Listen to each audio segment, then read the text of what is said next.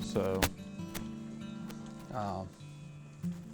these are the just a standard holding facility, and it's only for certain periods of time. We can only hold people here up to 6 hours, so it's just temporary, so we can prepare charges, things of that nature. So yeah, not very comfortable, but it's, like I said, short-lived. So and just a briefing room in there, and that's pretty much where we sit down and get our day started. Just regular offices, just a standard office, computer, a couple chairs, a couple filing cabinets, things people need. Just nothing really exciting. So, but and we'll go out and get our mobile office and have a good time there. Okay.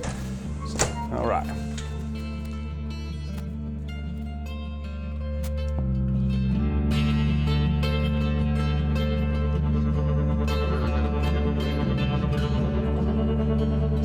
Obviously, it's Athens Police Department. We're 11 North College Street. My name's Adam Klare. I'm a lieutenant with the Athens Police Department. I've been here 14 years.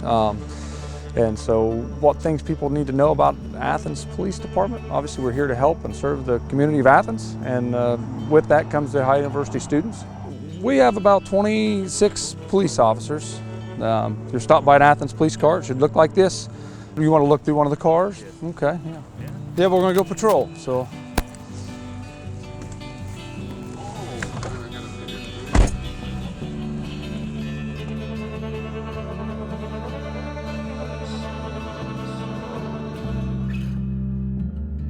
We have, radios to communicate with other police officers or dispatchers, a computer system that helps do that. We have a radar unit here and helps detect the speed. This is the antenna. This is the radar unit itself, and it's got a remote control to activate or, turn the radar on or off. Light and siren control box. Nothing fancy or special about it, just basic stuff. Prisoner compartment areas are plastic, so they can be easily cleaned. Yeah. And then, like I said, we got a lot of equipment in the back of the cars, and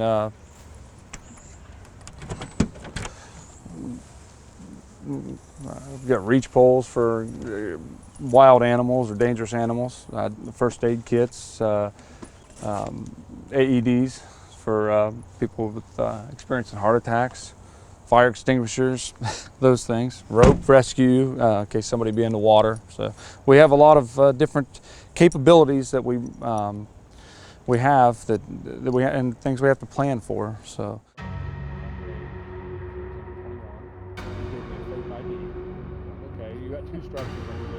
Obviously, we carry firearms. Everybody knows that. We've got extra bullets, handcuffs, got a taser, a radio. Medical gloves, flashlight. So some of the things you typically use on a daily basis. Well, I say typically. I don't use my guns and extra bullets. It's like I told you, I never shot anybody, never shot my gun. As far as using force on people, sometimes you have to shoot injured animals. Flashlight for night or going in dark places or buildings. Handcuffs when you arrest people. So. Oh yeah, we wear bullet resistant vests, so Kevlar, so hopefully that if we do get shot, maybe it'll protect us. We carry shotguns, we carry rifles. You're going to somebody who is being violent. You want to be prepared for that, and that's when you would utilize a shotgun or a rifle. Or situations where there may be potential for that, such as alarm drops, where an alarm is activated at a business, like a bank alarm or something like that. I've never had to discharge my firearm in the line of duty, and I'm thankful for that. It's a tool we have that may be necessary, but is very unlikely to be necessary.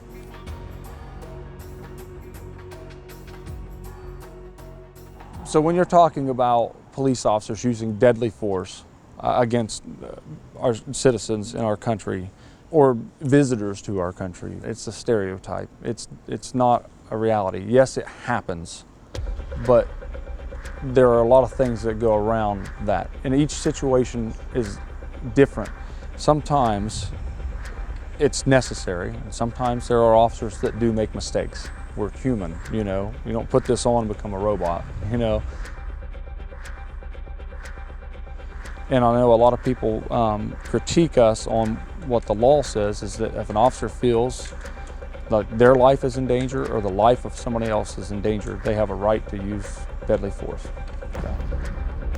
American law enforcement's fun. It's unique. Not that other law enforcement across the world isn't, but we are policing a free society. You know, we have weapons. People can carry guns in our country. A criminal element, especially drug traffickers, drug users, they have weapons. It's known, it's common for them to. So you're going to be on edge when you're dealing with people like that. You want to go home at the end of the day. And I think that's important for people to think about.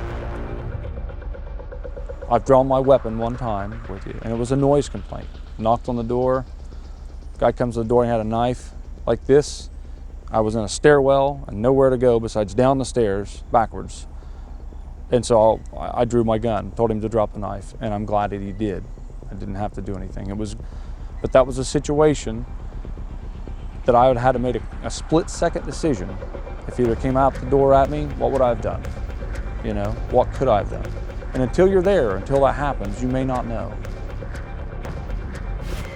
The best thing you could do when you get stopped by the police is just to be calm and relax. We all make mistakes, okay? Every one of us. We've driven a little too fast. We may not have used a turn signal, crossed a lane marker that we shouldn't have, and so you get stopped by the police. Put your hands in plain sight, just calm, relax. The worst thing you can get is maybe a ticket, okay?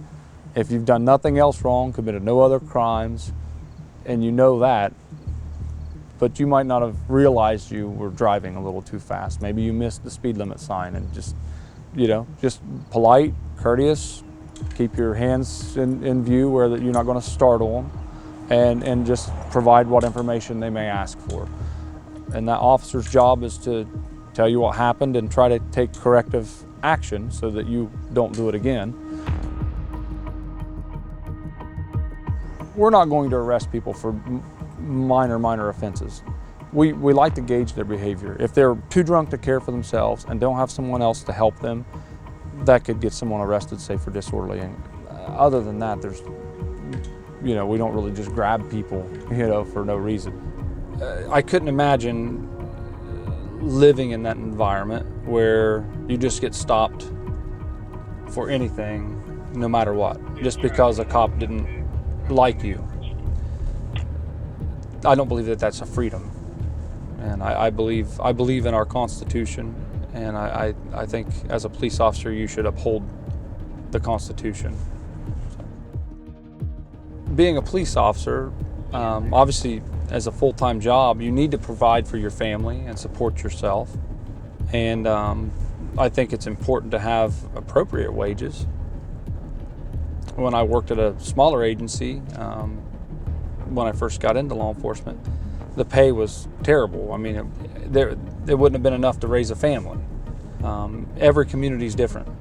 Some communities, police officers are very well paid. I think in our community, salary is appropriate for the dangers and things that we encounter. I mean, Athens County is a beautiful county, first off. The city of Athens is a beautiful city. There are a lot of good things in our community. You know, there are bike paths, university, there's arts programs, community centers, a lot of good community groups. The negative sides to some of the county and the city does come from drug abuse, not just Athens County, but all of Southeast Ohio, parts of West Virginia, Kentucky. Well, I think first and foremost, I think how to make this area better is jobs, having jobs for people to go to. There's not a lot of manufacturing and not a lot of higher paying jobs around the area. Even in Athens, working for the government, city government, school board, or being a school teacher, hospital, something like that, are probably some of the best paying jobs, of course the university. But outside of that, it's hard for people to find solid employment without going to bigger cities, Columbus, but we still need something here. to where people can find gainful employment, and that may be something that can help with the drug crisis and things of that nature. I decided to be a policeman to help people. I've just had a desire to be helpful to other people. It's an exciting job. I like adrenaline, don't get me wrong. I mean, you could be driving around like we are 1 minute, then we get a call, and then we have to drive to something that's exciting and try to figure it out, you know. So in some of those ways you challenge yourself. It's just a fun job. Then when you get there to be able to sort through all the details and try to find a conclusion that fixes a problem. I've got the ability to help other people through a tough situation. I think that's what keeps motivating you to do it.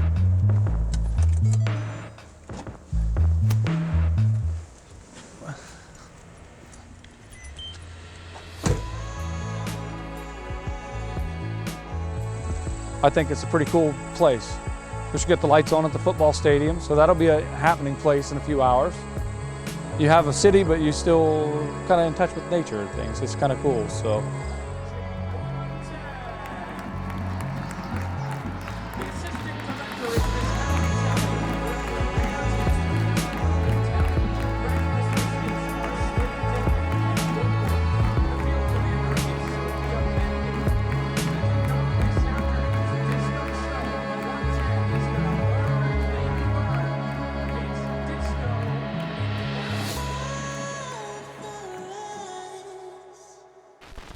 Вот таким получился 4-й выпуск «Реальной Америки». И далее мы отправимся к двум совершенно противоположным героям. Один мэр, другой бомж. И поговорим о том, как каждый из них стал тем, кем стал. Поэтому подписывайтесь на наш канал, ставьте колокольчик, следите за новыми сериями и пока!